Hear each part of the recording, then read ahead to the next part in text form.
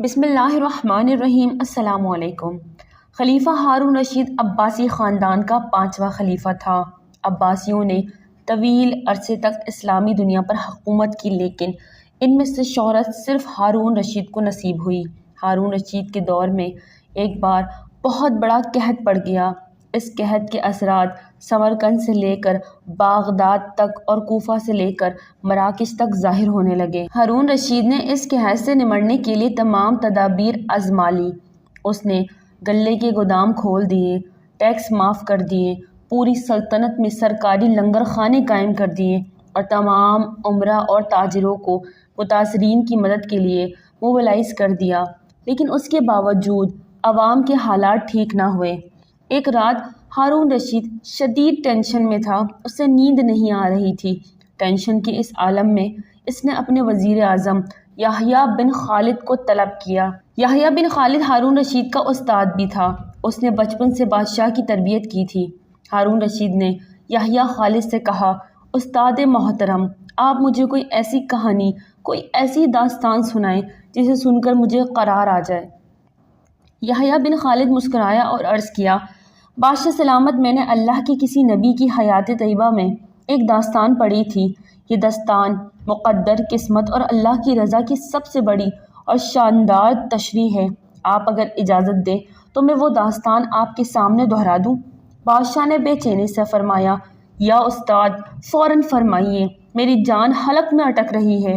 یحییٰ خالد نے عرض کیا، کسی جنگل میں ایک بندریا سفر کے لیے روانہ ہونے لگی۔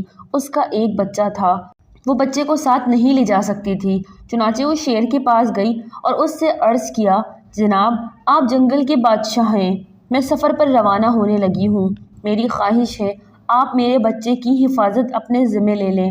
شیر نے حامی بھر لی۔ بندریا نے اپنا بچہ شیر کے حوالے کر دیا۔ شیر نے بچہ اپنے کندھے پر بٹھا لیا۔ بندریا سفر پر روانہ ہو گئی۔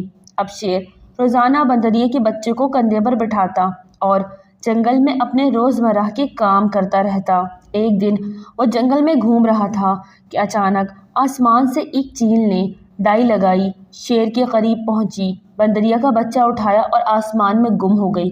شیر جنگل میں بھاگا دوڑا لیکن وہ چیل کو نہ پکڑ سکا۔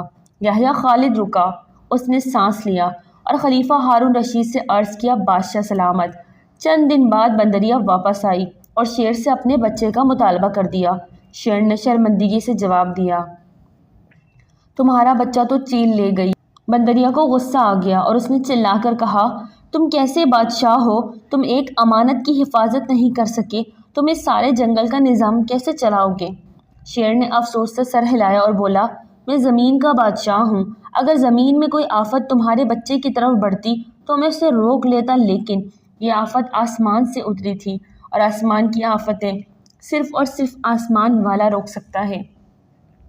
یہ کہانی سنانے کے بعد یحییٰ بن خالد نے ہارون رشید سے عرض کیا، بادشاہ سلامت، آسمانی آفتیں اس وقت تک ختم نہیں ہوتی جب تک انسان اپنے رب کو راضی نہیں کر لیتا۔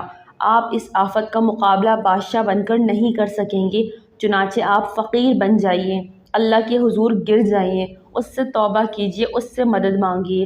دنیا کے تمام مسائل اور ان کے حل کے درمیان صرف اتنا فاصلہ ہوتا ہے جتنا ماتھے اور جائے نماز میں ہوتا ہے، لیکن افسوس، ہم اپنے مسائل کو حل کے لیے 7 سمندر پار تو جا سکتے ہیں، لیکن ماتھے اور جائے نماز کے درمیان موجود چند انچ کا فاصلہ طے نہیں کر سکتے۔